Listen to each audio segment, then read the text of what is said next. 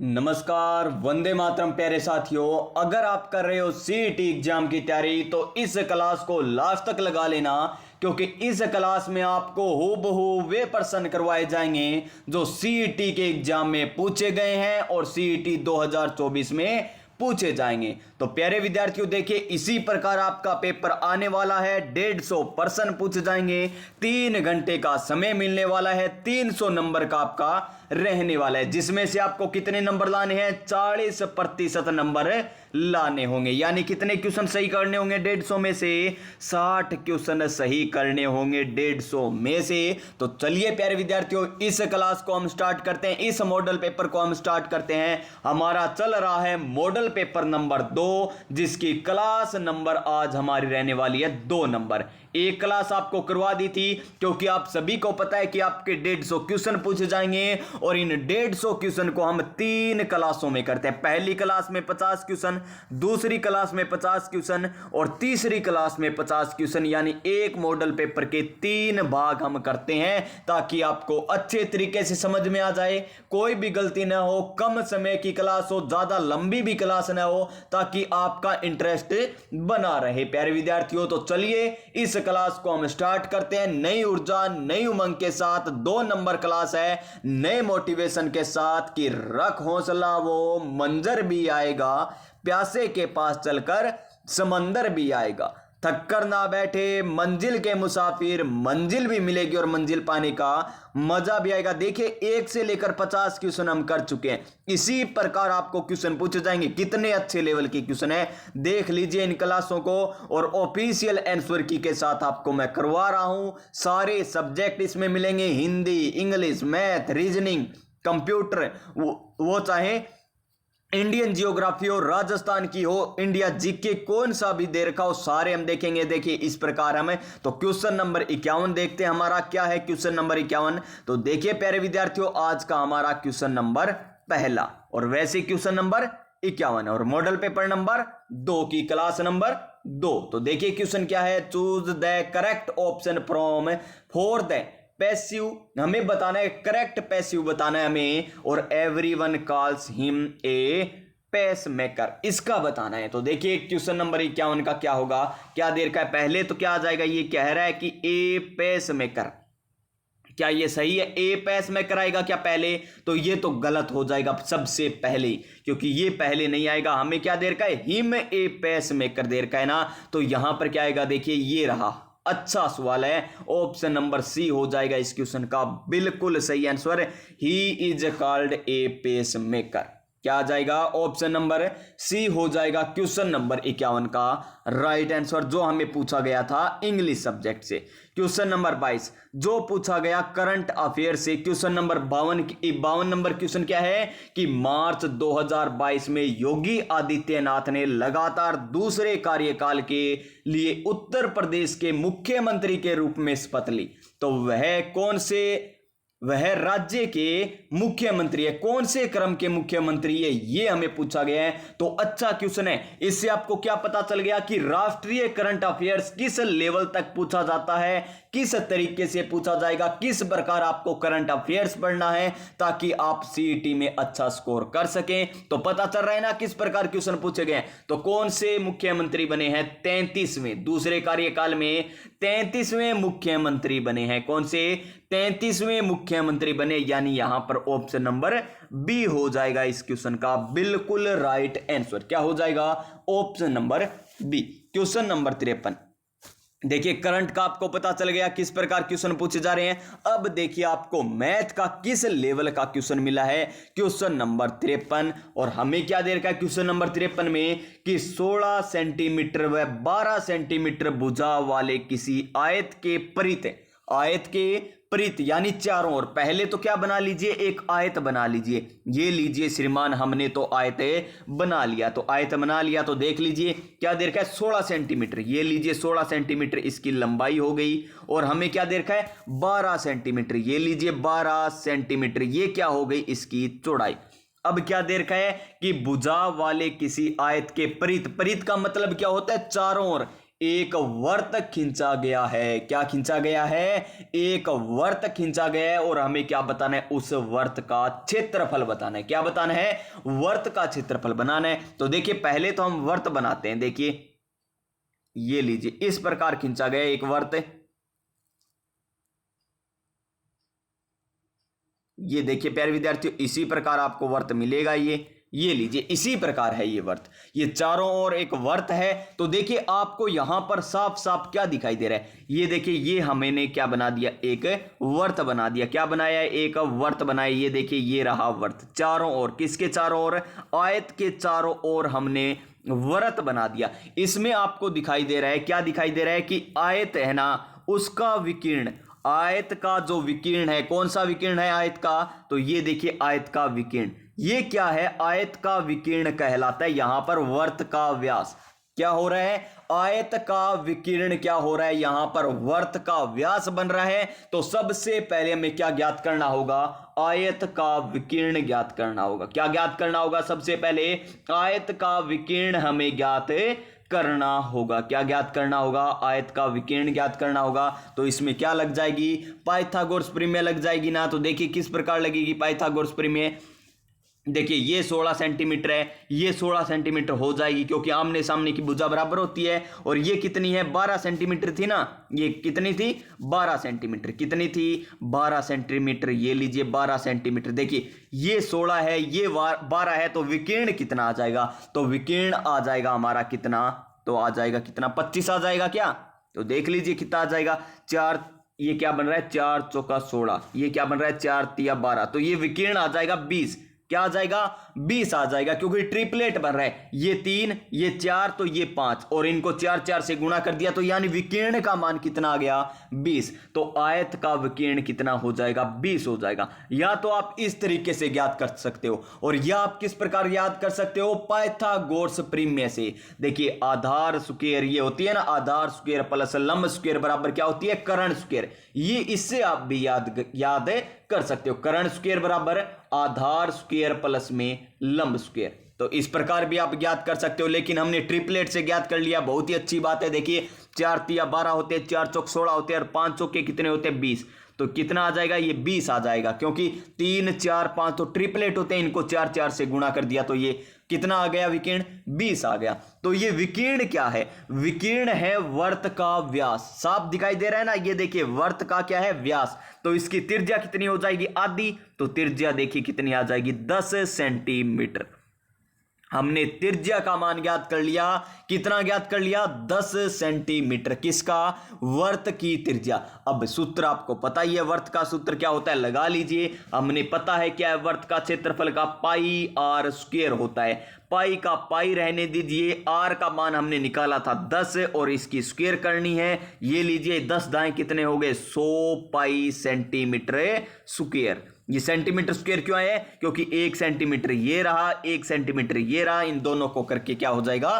Centimetre square हो जाएगा। तो इसका आंसर कितना आ जाएगा? 100 पाई सेंटीमीटर स्क्वायर। ये बोले तो ऑप्शन नंबर बी हो जाएगा इसका बिल्कुल राइट आंसर। तो अच्छे तरीके से समझाए, बिल्कुल भी कोई दिक्कत नहीं होगी आपको, एकदम समझ में भी आ चुका होगा। पहले हमने आयत बनाया, उसके परित क्या बना हुआ है? उसके चारों ओर बना हुआ है हमारा क्या?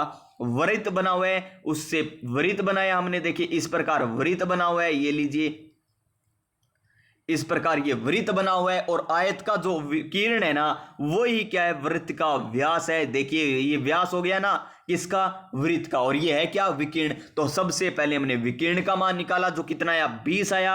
और 20 क्या है? ये व्यास है किसका? वृत्त का।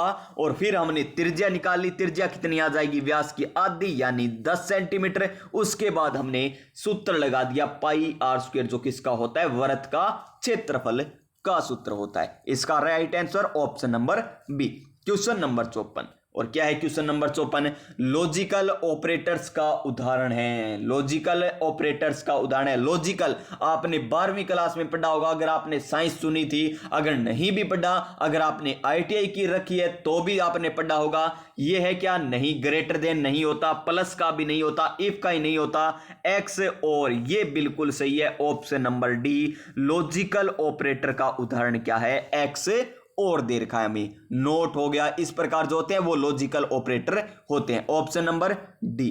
क्वेश्चन नंबर 55 हमें किससे पूछा गया? मैथ का क्वेश्चन पूछा गया, सांख्यिकी से पूछा गया। और क्वेश्चन क्या है? निम्न संचयी आवर्ती वक्र में माध्यिका प्राप्तांक है, माध्यिका हमें ज्ञात करनी है। आसान सा क्वेश्चन है, क्या ज्ञात करनी है? माध्यिका। तो देखिए 0 ये क्या है? विद्यार्थियों की संख्या। ये क्या है? Number of student. और ये क्या दे रखे हैं? हमें मार्क्स दे रखे हैं। किस प्रकार दे रखे हैं?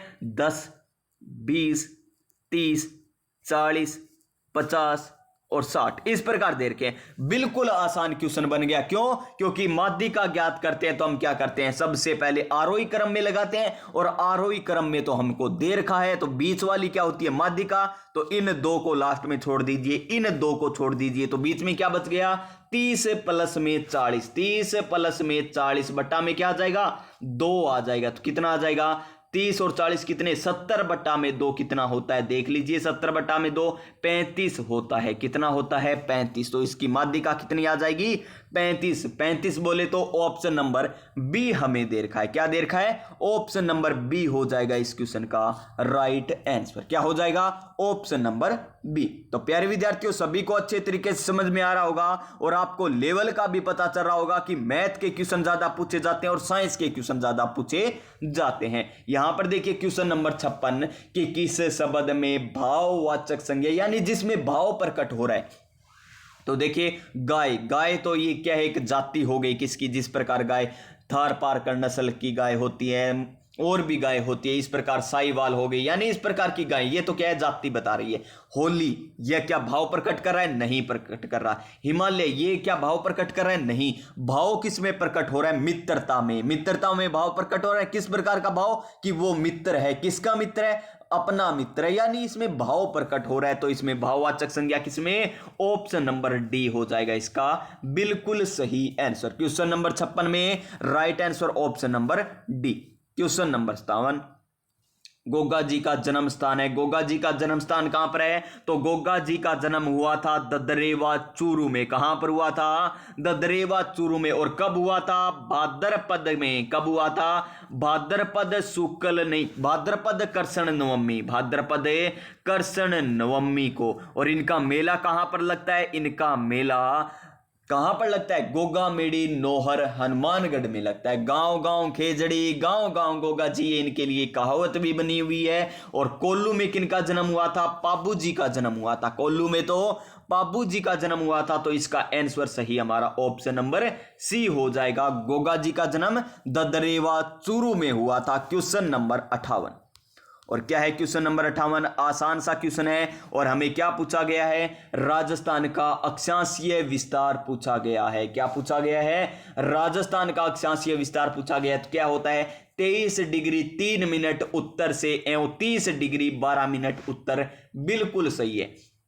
देखिए इसमें दक्षिण दे रखा है, ये गलत हो जाता है। इसमें भी दक्षिण दे रखा है, ये गलत हो जाता। और ये गलत क्यों हो गया? क्योंकि इसने 23 डिग्री 30 मिनट दे रखा है, तो ये गलत हो गया। 30 डिग्री 12 मिनट देना था, यहां पर 21 दे रखा है, तो ये गलत है। उत्तर उत्तर बिल्कुल सही है। उत्तर आया है यहां पर, क्योंकि अक्षांशीय विस्तार क्यों उत्तर में होता है? क्योंकि राजस्थान उत्तर में है ना, तो उत्तर यहां पर अक्षांशीय विस्तार आ जाता है। तो इस प्रकार आपको याद रखने होते हैं। और देशांतरीय विस्तार क्या है? राजस्थान का देशांतरीय विस्तार क्या है? कमेंट करके जरूर बताइएगा प्यारे विद्यार्थियों, ताकि मुझे भी पता चले कि आपको कितना का राजस्थान जीके आता है। तो इस क्वेश्चन का राइट आंसर हमारा ऑप्शन नंबर ए हो जाएगा। नेक्स्ट क्वेश्चन देखिए, क्वेश्चन नंबर हमारा 59 नंबर क्वेश्चन।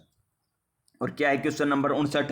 माही कंचन माही धवल, माही मार रहा है। आपने सुना ही होगा, फिल्म भी देख ली होगी कि माही कंचन माही धवल किस फसल की किस्म है? किस किस्म की फसल है ये हमको बताना है। तो बाजरा की, ज्वार की, मक्का की या चना की। यहां पर एक ऑप्शन और मिलता ना, कौन सा? चावल वाला। चना काटकर यहां पर चावल ऑप्शन होता ना, तो 50-50 चांस होते। आधे अभ्यर्थी तो चावल करके आते, आधे अभ्यर्थी यहां पर मक्का करके आते।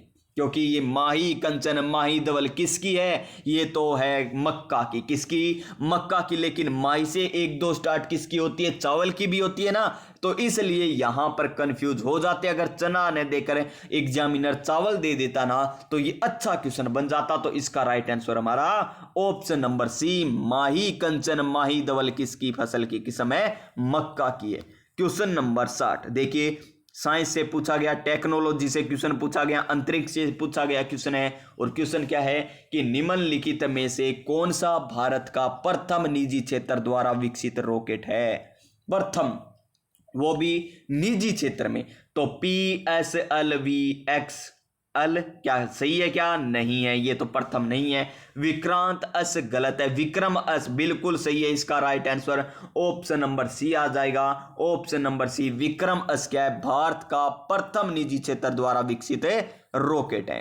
क्वेश्चन नंबर 61 क्या पूछा गया में, युधिष्ठिर शब्द में कौन सा समास है, कौन से में, युधिष्ठिर शब्द में कौन सा समास है, ये हमको बताना है। देखिए युधिष्ठिर, तो इसमें क्या प्रकट हो रहा है, ये देवता के बारे में प्रकट हो रहा है, यानी पूर्वज यानी पीछे की बात ही कर रहा है। तो इसमें क्या आ जाएगा, बहुब्रीहि समास आ जाएगा।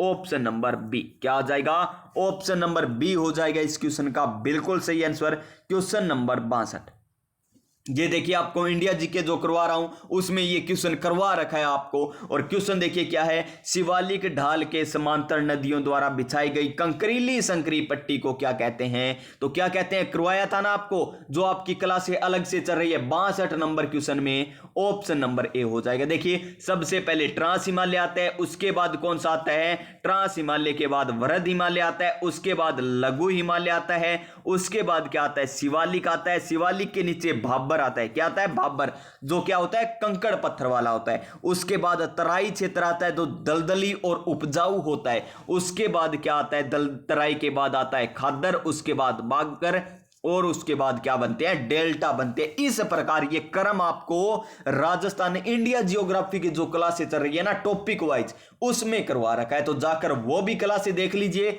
अच्छा स्कोर करना है तो 40% लाने हैं तो बहुत अच्छी क्लास है, इनको देख लीजिए 40% आ जाएंगे। लेकिन आपको LDC पटवार कोई एग्जाम में पास करना है या क्लियर करना है ना, केवल CET पास नहीं करना, केवल एग्जाम सरकारी नौकरी लगना है ना, तो उन क्लासों को भी देख लीजिए। क्वेश्चन क्या कह रहा है कि मेवाड़ प्रजा मंडल की स्थापना किसकी अध्यक्षता में 1938 में हुई थी, तो किसकी अध्यक्षता में हुई थी। अच्छा क्वेश्चन है। तो देखिए नैनूराम शर्मा नहीं, नैनूराम तो कोट नया लाते हैं तो कोटा के हो गए। कपूर चंद पाटनी, कपूर से क्या बन गया, पूरपुर से जयपुर बन गया, ये तो जयपुर से संबंधित थे। जमुनालाल बजाज भी जयपुर से संबंधित थे। तो इसका आंसर क्या आ जाएगा हमारा, Balwant Singh Mehta. Option number D, किसकी अध्यक्षता में हुआ 1938 में मेवाड़ प्रजा मंडल की स्थापना, बलवंत सिंह मेहता की अध्यक्षता में मेवाड़ प्रजा मंडल की स्थापना होती है सन 1938 में। यह भी पूछा जा सकता है कब होती है, 1938 में। तो इसका राइट आंसर हमारा ऑप्शन नंबर डी हो जाएगा। Next question, Reliance industries limited द्वारा भारत का प्रथम मल्टी मॉडल लॉजिस्ट पार्क में विकसित किया जाएगा। तो इंपॉर्टेंट क्वेश्चन, करंट अफेयर्स का क्वेश्चन है। तो इसका आंसर क्या हो जाएगा हमारा, भारत का प्रथम multi modal logistic park Tamil Nadu में विकसित किया जाएगा। कहां पर है, तमिलनाडु में। और किसके द्वारा, रिलायंस इंडस्ट्रीज लिमिटेड के द्वारा, रिलायंस इंडस्ट्रीज लिमिटेड के द्वारा। तो इसका राइट आंसर हमारा क्या हो जाएगा, ऑप्शन नंबर सी हो जाएगा। क्या हो जाएगा, ऑप्शन नंबर सी इसका राइट आंसर हो जाएगा। क्वेश्चन नंबर 65 देखिए क्या है, क्वेश्चन नंबर 65 हमारा ये लीजिए क्या है, क्वेश्चन नंबर 65 है कि 65 नंबर क्वेश्चन कह रहा है कि भारत के किस राज्य में 68वीं नेहरू ट्रॉफी बोट यानी नौका रेस आयोजित की गई थी। तो नेहरू ट्रॉफी बोट नौका रेस कहां पर आयोजित की जाती है, ये केरल में आयोजित करवाई जाती है। कहां पर है, केरल में। तो ये भी आपसे पूछा जा सकता है, हर बार केरल में ही आयोजित करवाई जाती है। तो इसका राइट आंसर हमारा ऑप्शन नंबर बी हो जाएगा। क्या हो जाएगा, ऑप्शन नंबर बी, केरल में नेहरू ट्रॉफी बोट यानी नौका रेस आयोजित करवाई जाती है। क्वेश्चन नंबर 66 ये लीजिए, अच्छा क्वेश्चन। और वैदिक विधि से पूछा गया क्वेश्चन। क्या है क्वेश्चन नंबर 66 है कि 101 का घनफल है। अच्छा क्वेश्चन वैदिक विधियों से पूछा गया और आपको दे रखा है 6 अंकों तक का घनमूल वर्गमूल ज्ञात करना है। हमें एक घन पूछा है तो देखिए इसका वर्ग करते तो किस प्रकार लिखते हैं, देखिए 1 0 2 0 1 इस प्रकार लिखते हैं ना, और क्यूब करते हैं तो किस प्रकार लिखते हैं 1 0 3, क्योंकि घन कर रहे हैं तो क्यूब आएगा ना, तो 3 आ गया, फिर 0 लगाकर 3 0 1 इस प्रकार करते हैं ना, तो देखिए कौन सा है, ऑप्शन नंबर बी। इसका right answer option number B हो जाएगा। बिल्कुल ही आसान क्वेश्चन था, आपको करवा रखी है वैदिक विधि वाली। क्वेश्चन नंबर 67 देखिए क्या है, क्वेश्चन नंबर 67 है राज्य पुनर्गठन आयोग के अध्यक्ष कौन थे। राज्य पुनर्गठन आयोग 1 नवंबर 1956। यहां पर आपको याद होगा कि फजल अली इसके क्या थे, अध्यक्ष थे। कुंजरो और पन्नीकर ये तो क्या थे, सदस्य थे, क्या थे, सदस्य थे, लेकिन अध्यक्ष कौन थे, फजल अली। ऑप्शन नंबर सी, किसके अध्यक्ष थे, राज्य पुनर्गठन आयोग के अध्यक्ष थे, कौन, फजल अली। क्वेश्चन नंबर 68 कंप्यूटर से पूछा गया क्वेश्चन है, क्वेश्चन नंबर 68 हमारा, और क्या है, माइक्रोसॉफ्ट क्लिप गैलरी का प्रयोग वर्ड आर्ट को जोड़ने के लिए नहीं, स्पेल चेक करने के लिए नहीं, क्लिप आर्ट पिक्चर जोड़ने के लिए बिल्कुल सही है। तो इसका राइट आंसर हमारा ऑप्शन नंबर सी हो जाएगा। क्या हो जाएगा, option number C, question number 68 का राइट आंसर। क्वेश्चन नंबर 69 और ये पूछा गया हमें साइंस से, और क्वेश्चन अच्छा क्वेश्चन है, हमें दे रखा है BaCl2 प्लस में Na2SO4, फिर आगे हमें क्या दे दिया, इसे प्रतिस्थापन करें, SO4 इसके साथ जुड़ गया, Cl इसके साथ जुड़ गया, यानी दोनों आपस में स्थान चेंज कर रहे हैं, दोनों स्थान चेंज कर रहे हैं ना, तो इसका राइट आंसर क्या हो जाएगा, द्विविस्थापन अभिक्रिया। दो कर रहे हैं ना, SO4 भी कर रहा है, Cl2 भी कर रहा है, तो क्या आ गया, द्विविस्थापन अभिक्रिया आ गया, option number B. Option number B हो गया इसका बिल्कुल सही आंसर।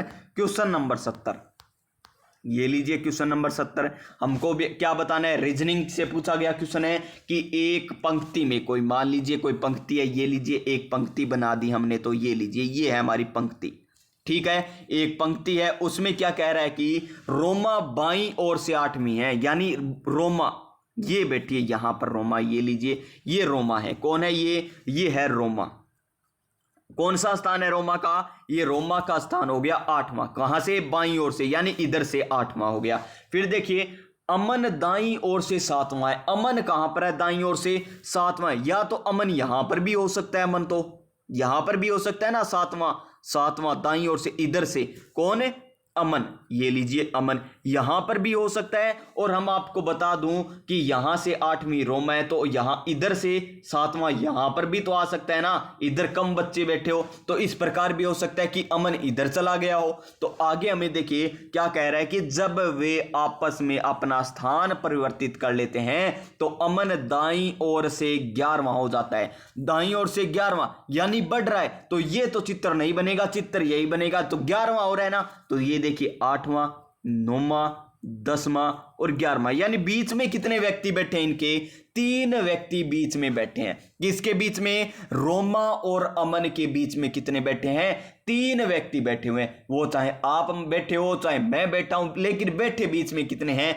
3 व्यक्ति बैठे हैं। किनके बीच में, रोमा और अमन के बीच में। तो देखिए तब रोमा का बाईं ओर से स्थान है, क्या होगा, तो बाईं ओर से पूछा है, तो 8वां तो ये है ही, 9वां 10वां 11वां और 12वां, यानी रोमा का वर्तमान में स्थान कौन सा हो जाएगा, 12वां, क्योंकि बीच में कितने बैठे, 3 बैठे, ये हमने निकाल लिया। तो इसका राइट आंसर हमारा ऑप्शन नंबर सी हो जाएगा। क्या हो जाएगा, option number C. Question number 71 देखिए क्या है, क्वेश्चन नंबर 71, निम्न में से कौन सा अन्य से भिन्न है, यानी भिन्न हमको बताना है, तो देख लीजिए भिन्न हमको बताएं, तो देखिए शंकु क्या होता है, शंकु का हम आयतन भी ज्ञात कर सकते हैं ना आयतन, तो ये क्या है, त्रिविमीय आकृति, क्या है, त्रिविमीय आकृति है, त्रिविमीय आकृति। त्रिभुज का आयतन ज्ञात कर सकते हैं क्या, नहीं कर सकते। क्षेत्रफल ज्ञात कर सकते हैं, तो ये द्विविमीय आकृति होगी। वर्त का क्षेत्रफल ज्ञात करते हैं, आयतन नहीं ज्ञात करते, तो ये भी द्विविमीय आकृति है। वर्ग का आयतन ज्ञात नहीं करते, तो क्या ज्ञात करते हैं, क्षेत्रफल, तो ये भी द्विविमीय आकृति है। तो भिन्न कौन सा हो गया हमारा, शंकु, जो हमें क्या दे रखी है, त्रिविमीयाकृति दे रखी है। ऑप्शन नंबर ए हो जाएगा इसका बिल्कुल सही आंसर। क्वेश्चन नंबर 72 और क्या है क्वेश्चन नंबर 72 क्या कह रहा है कि एक प्रिज्म द्वारा, मान लीजिए एक प्रिज्म दे रखा है हमें इस प्रकार, ये प्रिज्म है, सफेद प्रकाश के विक्षेपण में प्रकाश का कौन सा रंग अधिकतम विचलित होगा। सफेद प्रकाश आ रहा है, सबसे ज्यादा विचलित कौन सा होगा, ये 7 रंगों में बढ़ जाता है, उन 7 रंगों में सबसे ज्यादा विचलित कौन होगा ये हमको बताना है। तो देखिए बैंगनी रंग, नीला रंग, हरा रंग, लाल रंग, तो इसका आंसर क्या आ जाएगा, बैंगनी रंग। क्या आ जाएगा, बैंगनी रंग। Option number A, option number A बिल्कुल सही आंसर हो जाएगा।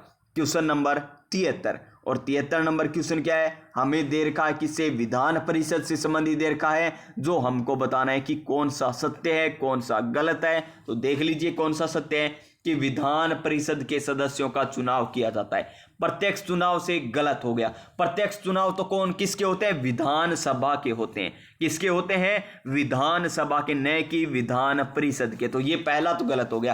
अप्रत्यक्ष चुनाव बिल्कुल सही है, अप्रत्यक्ष चुनाव होते हैं विधान परिषद में। नामांकन से, ये भी बिल्कुल सही है, नामांकन से होते हैं। यानी 2 नंबर और 3 नंबर तो सही दे रखा है, 1 नंबर क्या दे रखा है, गलत। तो देखिए इसमें 2 नंबर और 3 नंबर हमें केवल ऑप्शन नंबर सी में दे रखा है, तो इसका right answer option number C हो जाएगा। नेक्स्ट क्वेश्चन, क्वेश्चन नंबर 74 क्या पूछा गया, हमें ऑप्शन करेक्ट ऑप्शन बताना है और हमें रिक्त स्थान की पूर्ति करनी है। देखिए blank with the correct option, fill the blank, यानी रिक्त स्थान की पूर्ति कीजिए।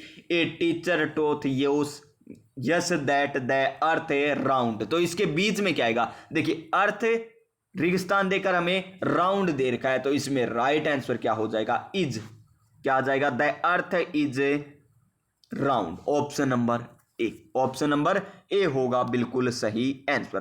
क्वेश्चन नंबर नेक्स्ट देखिए हमारा क्वेश्चन नंबर 75 हमें इंग्लिश का ही पूछा गया और हमें क्या पूछा गया, इसमें एंटोनियम पूछा गया। क्या पूछा गया, एंटोनियम पूछा गया एनक्रोच का। किसका, एनक्रोच का। तो इसका सही आंसर क्या हो जाएगा, बिल्कुल ऑप्शन नंबर बी। क्या हो जाएगा, देखिए इन तो डिस, इन तो डिस, इन तो डिस, तो ऑप्शन नंबर बी हो जाएगा। क्वेश्चन नंबर 76 और हमें पूछा गया संधि विच्छेद, तो अन्वेषण का हमें पूछा। किसका, अन्वेषण का। और कौन सी संधि है ये तो पता होगा ना कौन सी संधि है। तो देखिए अनुधनेषण, क्या होगा इसका, अनुधनेषण यण संधि का उदाहरण है। कौन सी संधि का, यण संधि का उदाहरण है। क्वेश्चन नंबर 76 का राइट आंसर हमारा ऑप्शन नंबर सी हो जाएगा, यण संधि का उदाहरण। क्वेश्चन नंबर 77 देखिए, ये पहले मॉडल पेपर में भी क्या था, देखिए फिर से रिपीट हुआ है, यानी एक सीईटी के जो होते हैं ना 2 पेपर, उनमें से ही रिपीट हो रहे हैं। तो प्रीवियस ईयर क्वेश्चन हो तो कितने ही रिपीट होंगे, और आपको सारे क्वेश्चन करवा रखे हैं, प्रीवियस ईयर क्वेश्चन के टॉपिक वाइज करवा रखे हैं, जाकर उनकी क्लासें लगा लीजिए। क्या है क्वेश्चन कि कौन सा रक्त प्रकार सार्वभौमिक दाता होता है। सार्वभौमिक दाता कौन सा होता है, तो हमें क्या पूछा, दाता पूछा है, न कि ग्राही। तो दाता कौन सा होता है, दाता होता है यहां पर हमें ओ नेगेटिव, ओ नेगेटिव। और ग्राही कौन सा होता है, A B positive. A B positive तो क्या है, ग्राही, और ओ नेगेटिव क्या है, दाता। सार्वभौमिक दाता तो ओ नेगेटिव और सार्वभौमिक ग्राही ए बी पॉजिटिव। याद रखना इसका right answer option number A हो जाएगा। क्वेश्चन नंबर 78 मुहावरे और लोकोक्तियों से पूछा गया हिंदी में क्वेश्चन कि मुसीबत के समय उपाय खोजना। मुसीबत के समय उपाय खोजना, इसका क्या होगा सही अर्थ है, वो हमको बताना है। तो देखिए काठ का उल्लू होना, आग लगने पर कुआं खोदना, बिल्कुल साफ दिखाई दे रहा है। मुसीबत के समय आग लगी तब कुएं खोदने की सोच रहे हो, यानी आग लगने पर कुआं खोदना। Option number B is the right answer. Question number 79 क्या है, क्वेश्चन नंबर 79 और क्वेश्चन पूछा गया कंप्यूटर से, एमएस एक्सेल से पूछा गया कि शेषफल ज्ञात करने के लिए। शेषफल क्या होता है, शेषफल हमें रिमाइंडर ज्ञात करना है, तो ज्ञात करने के लिए एक्सेल में कौन सा फंक्शन प्रयोग किया जाएगा। तो कौन सा फंक्शन प्रयोग किया जाएगा, तो इसका सही आंसर मोड ये वाला आ जाएगा, ऑप्शन नंबर बी। क्या आ जाएगा, ऑप्शन नंबर बी इसका बिल्कुल सही आंसर हो जाएगा। Question number next 80 number question, आसान सा क्वेश्चन है, कोई जोड़ने वाली बात नहीं है कि अनुपात हमें दे रखा है 4:5 और 1 अनुपात दे रखा है हमें 5:6। इसमें क्या जोड़ा जाए, कि ये अनुपात आ जाए, तो 1 जोड़ेंगे तो 5 आ जाएगा और 5 में 1 जोड़ेंगे 6, यानी 1 जोड़ने पर। तो न्यूनतम पूछा है क्या, तो प्रत्येक पद में कौन सी संख्या जोड़ी जाए ताकि यही अनुपात बन जाए, तो 1 1 जोड़ेंगे तो यही बन जाएगा ऑप्शन नंबर ए। आसान सा क्वेश्चन है, बिल्कुल आसान क्वेश्चन पूछा गया, option number A. Question number 81, ये क्वेश्चन आपको करवा दिया है ना मैंने कि निम्नलिखित में से निम्न हिमालय से संबंधी श्रृंखला है, तो पीर पंजाल भी है, धौलाधर भी है, महाभारत भी है, यानी उपयुक्त सभी। Option number D, option number D. Question number 82 math का क्वेश्चन। देखिए मैथ के क्वेश्चन ज्यादा पूछे जा रहे हैं। यदि एक लंबवर्तीय शंकु का आयतन हमें इतना दे रखा है, ऊंचाई हमें 12 मीटर दे रखी है, तो इसका आधार का व्यास पूछा है। क्या पूछा है, व्यास। तो इसका सूत्र क्या होता है लंबवर्तीय शंकु का आयतन का, 1/3 पाई, 1/3 पाई आर स्क्वायर एच, यही होता है ना, 1/3 पाई आर स्क्वायर एच होता है किसका, शंकु का आयतन होता है। तो पाई आर का मान कितना है, आर का मान ज्ञात करना है, आर का मान ज्ञात करना है, तो आर स्क्वायर इंटू में एच, एच का मान 12 दे रखा है, बराबर 16 पाई दे रखा है। ये लीजिए 16 पाई।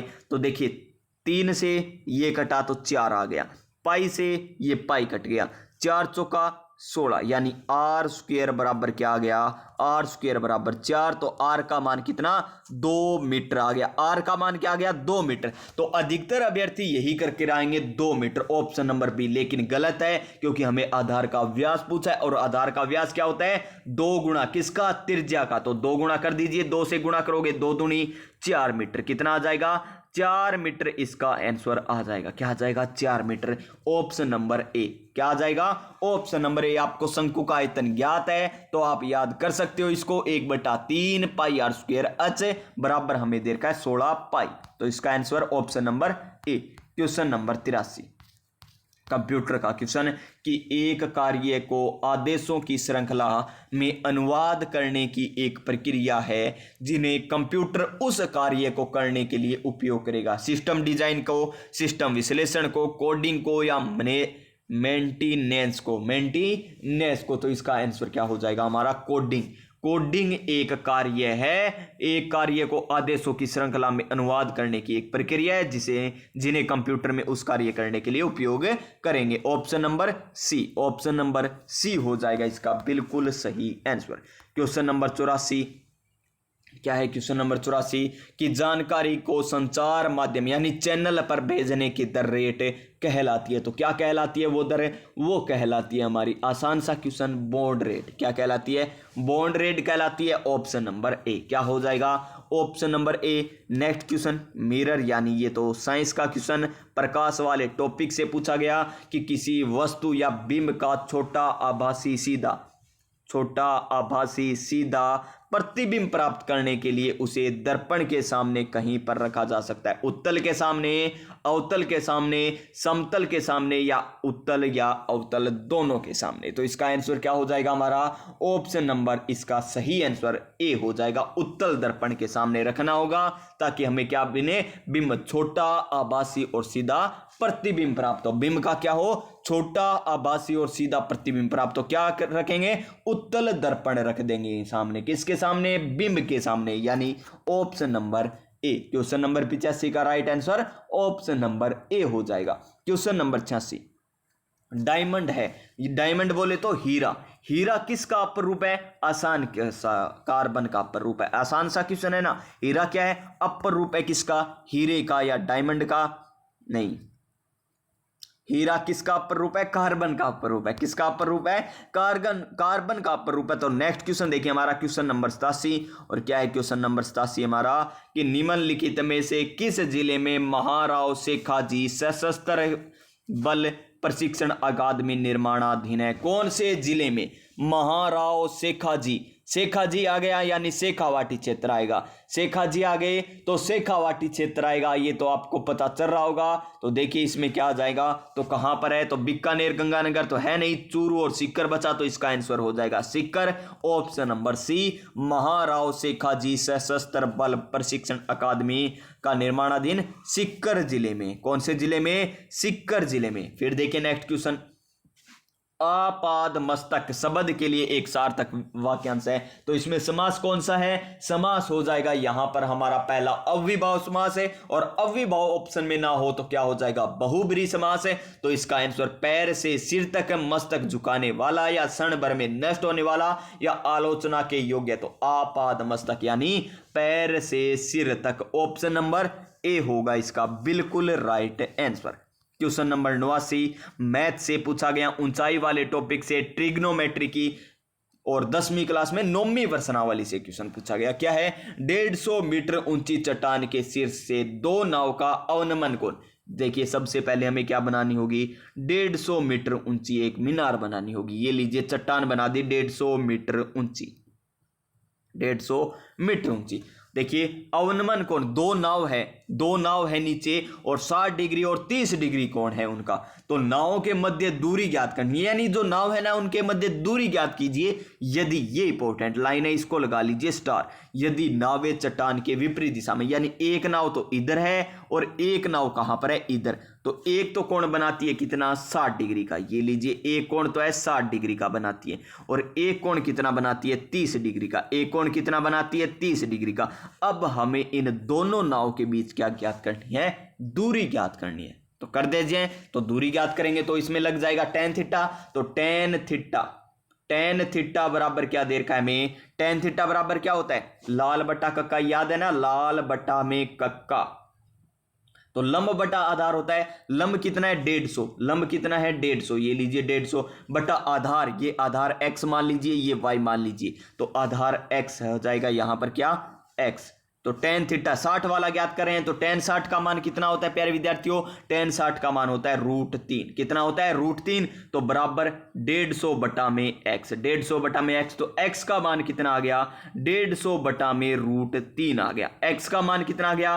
150 बटा में √3। तो x का मान आ गया 150 बटा में √3। इसी प्रकार हम y का मान ज्ञात कर लेंगे। y का मान ज्ञात करेंगे तो क्या आ जाएगा? 150 बटा में y आ जाएगा। किसके बराबर? tan थीटा के बराबर 150 बटा में y। तो y का मान क्या आ जाएगा? y का मान आ जाएगा 150 √3। क्या आ जाएगा? 150 √3। क्यों आया 150 √3? क्योंकि tan 30 का मान होता है 1 बटा √3, और 1 बटा √3 होगा तो 1 की गुणा x से करेंगे और 150 की गुणा √3 से। तो y का मान आ गया, x का मान आ गया। अब इन दोनों को जोड़ दीजिए, जोड़िए इन दोनों को। x का मान आया 150 बटा में √3, y का मान आया 150 √3, ये आया ना। तो √3 क्या आ गया? हमारा एलसीएम आ गया। तो ऊपर क्या आ गया? 150 का 150 आ गया, प्लस में कितना आ जाएगा? यहां पर 150 इंटू में 3 हो जाएगा, तो कितना आ गया? 450, यानी कितना हो गया टोटल? 600 बटा में √3। तो इसको इस प्रकार भी लिख सकते हैं ना, 3 गुणा में 200 बटा में √3। अब √3, क्योंकि 3 को किस प्रकार लिख सकते हैं? 3 को √3 है, √3 लिख सकते हैं। √3 से √3 कट गया तो कितना आंसर आ गया? 200 √3। ऑप्शन नंबर सी इसका राइट आंसर है। ऑप्शन नंबर सी हो जाएगा। बिल्कुल आसान क्वेश्चन था। जिनको नहीं आती मैथ है तो प्यारे विद्यार्थियों एक बार tan थीटा, ये जो है ना ट्रिग्नोमेट्री वाली सारणी देख लीजिए। ये क्वेश्चन बिल्कुल आसान हो जाएगा आपके लिए। बिल्कुल कहते हैं ना इतना इजी हो जाएगा। एक बार सारणी जाकर देख लीजिए। tan 60 का मान क्या है, tan 30 का मान क्या है, tan 45 का मान क्या होता है, जाकर देखिएगा। उसके बाद ये आसान क्वेश्चन हो जाएगा। क्वेश्चन नंबर 90, 2024 के ग्रीष्मकालीन ओलंपिक खेलों की मेजबानी कौन करेगा या किसने करी थी? तो ये करी थी पेरिस ने। किसने की थी? पेरिस ने, ऑप्शन नंबर बी। और 2028 में जो होंगे, 2028 में उसकी मेजबानी कौन करेगा? तो लॉस एंजिल्स करेगा, लॉस एंजिल्स करेगा, जो कहां पर है? अमेरिका में है। तो 2028 में वो क्या करेगा? इसकी मेजबानी करेगा 2028 में। तो 2024 की किसने की? पेरिस ने। और 2020 की किसने की थी? 2020 की टोक्यो ने की थी, 2020 की टोक्यो ने की थी। क्वेश्चन नंबर 91 क्या है? एक शहर की जनसंख्या 1 करोड़ है। लिख लीजिए 1 करोड़। इकाई, दहाई, सैकड़ा, हजार, 10,000, लाख, 10 लाख और करोड़। 1 करोड़ है। यदि जीवित जन्मे शिशुओं की संख्या 85,000 है, जीवित जन्मे शिशुओं की संख्या 85,000 है, तब जन्म दर क्या होगी? ये हमें ज्ञात करना है। आसान सा क्वेश्चन है। तो देखिए 1 करोड़ पर 85,000, 1 करोड़ पर 85,000 जीवित रह रहे हैं। और देखिए हमें क्या ज्ञात करनी है, जीवित जन्मे शिशुओं की संख्या कितने पर निकाली जाती है, 1000 पर निकाली जाती है। कितने पर, 1000 पर निकाली जाती है। तो ज्ञात कर लीजिए, 3 जीरो से 3 जीरो कट गई, इन 3 जीरो से इन 3 जीरो कट गई, यानी 8.5। कितना आ जाएगा, जन्म दर कितनी आ जाएगी, 8.5। ऑप्शन नंबर सी हो जाएगा इसका बिल्कुल सही आंसर। देखिए 1 करोड़ में से 85,000 जीवित रह रहे हैं और कितने पे निकाली जाती है, जन्म दर 1000 पर निकाली जाती है। और महिलाओं की मृत्यु दर, माताओं की मृत्यु दर कितने पर, 1 लाख पर निकाली जाती है, वो इंपॉर्टेंट है। और बाकी सभी 1000 पर निकाली जाएगी। तो 3 जीरो, इस 3 जीरो से ये 3 जीरो बचा, 85/10 यानी 8.5। Option number C. Question number 92 क्या है, प्रतिहार शासक के शासनकाल में जैन ग्रंथ हरिवंश पुराण एवं कुमल्यमाला की रचना हुई थी। प्रतिहार शासक कौन सा शासक था जिसके शासनकाल में जैन ग्रंथ कौन कौन से, हरिवंश पुराण और कुवल्यमाला की रचना हुई थी। ये हमको बताना है ऐसा कौन सा शासक है जिसके शासनकाल में हुई थी। वत्सराज, रामभद्र, मिहिरभोज, महेंद्रपाल प्रथम। तो इसका आंसर क्या हो जाएगा हमारा, ऑप्शन नंबर ए वत्सराज हो जाएगा। क्या हो जाएगा, प्रतिहार शासक वत्सराज के समय कुवल्यमाला जो उद्यतन सूरी के द्वारा और हरिवंश पुराण की रचना की गई थी। Option number A.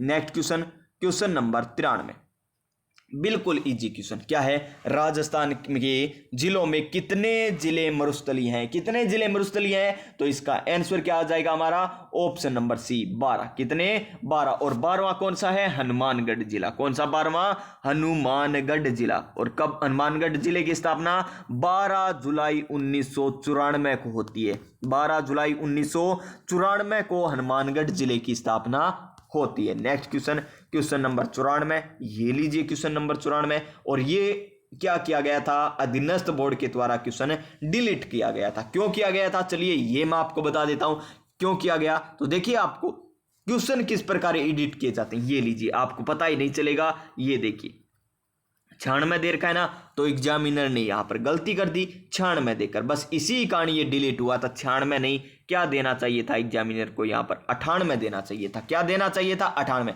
अब ये सही है, यदि CRAW को 98 लिखा जाता है तथा COURT को 154 लिखा जाता है, तो CRATE को किस प्रकार लिखेंगे। देखिए C कितने पे आता है, 3 पर आता है। और R कितने पे आता है प्यारे साथियों, R आता है हमारा कितने पर, 15, 16, 17।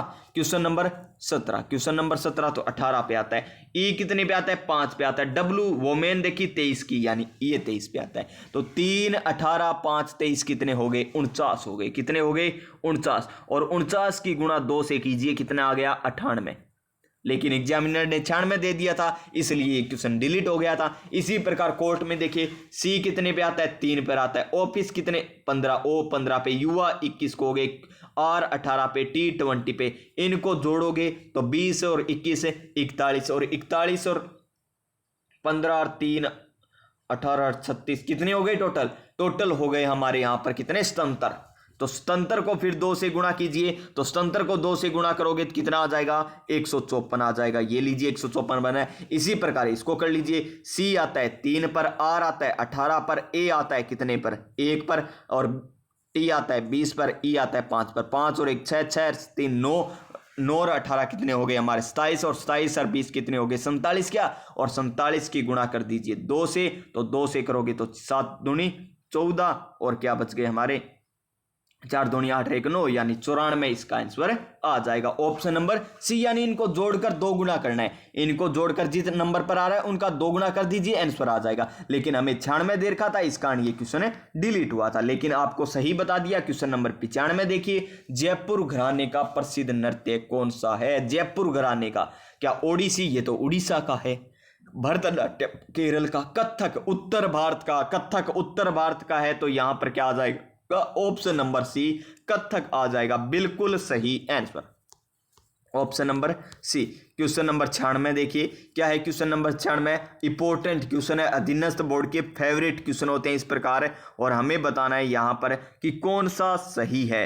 आग्नेय चट्टान जालोर में पाई जाती है। कौन सी आग्नेय चट्टानें जालोर में पाई जाती है, गैब्रो, ग्रेनाइट, रायोलाइट, बेसाल्ट। तो ग्रेनाइट तो जालोर है, ये तो 100% 2 नंबर आएगा।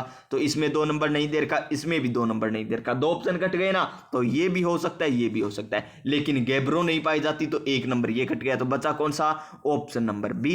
आसान क्वेश्चन बन गया, लेकिन पूछा अच्छे लेवल का क्वेश्चन था, लेकिन आसान हमारा बन गया। डिटरमिनर पूछा है, कौन सा सही डिटरमिनर आएगा? Pen will do. इससे पहले सही डिटरमिनर बताना है तो इसका क्या आ जाएगा? एनी पेन विल डू, यानी option number B. Option number B. Next question number हमारा क्या है?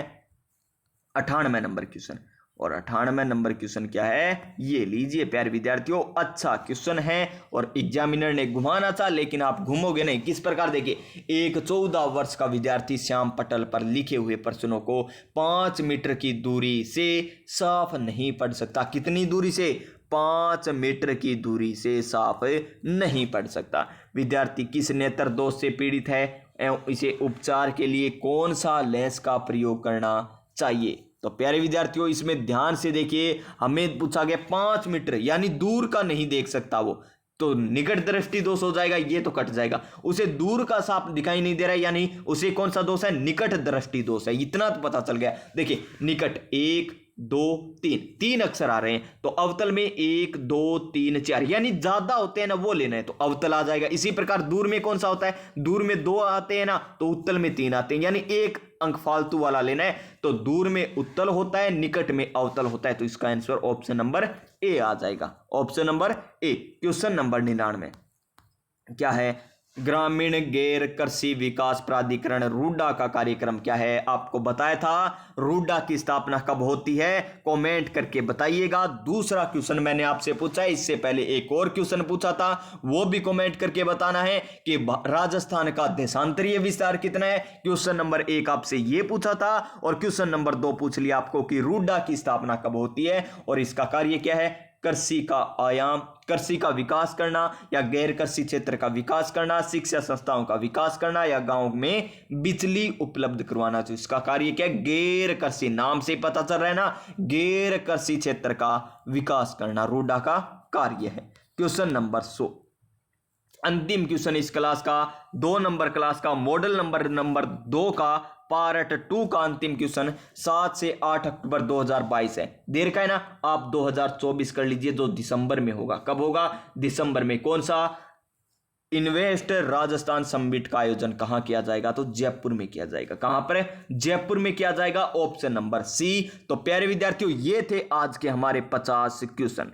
इससे पहले हमारी कितनी क्लासें हो चुकी है? 4 क्लासें हो चुकी है ना, और ये थी हमारी 5वीं क्लास, और 6ठी क्लास आज ही करवाई जाएगी, क्योंकि आपकी कल क्लास नहीं हुई थी, कारणवश कल क्लास नहीं हो पाई थी, तो आपको 6ठी क्लास आज ही करवा दी जाएगी, यानी 4 5 6, यानी आज हमारे 2 मॉडल पेपर अच्छे तरीके से कंप्लीट हो जाएंगे। तो प्यारे विद्यार्थियों, आज की क्लास किस प्रकार लगी? अगर आज की क्लास आपको अच्छी लगी तो क्लास को लाइक कीजिएगा, अपने दोस्तों के पास जरूर शेयर कर दीजिएगा, और चैनल पर पहली बार आए हैं ना, तो प्यारे विद्यार्थियों शेयर लाइक कमेंट जो भी करने होते हैं ना, सारे कर दीजिए, ताकि मुझे भी पता चले नए विद्यार्थी कौन आए हैं, सब्सक्राइब किसने किया है, किसको किस प्रकार लगी, अच्छी क्लास लगी या नहीं लगी, क्या मैं व्याख्या और बताऊं आपको, किस प्रकार करना चाहिए, आप कमेंट करके बताइएगा।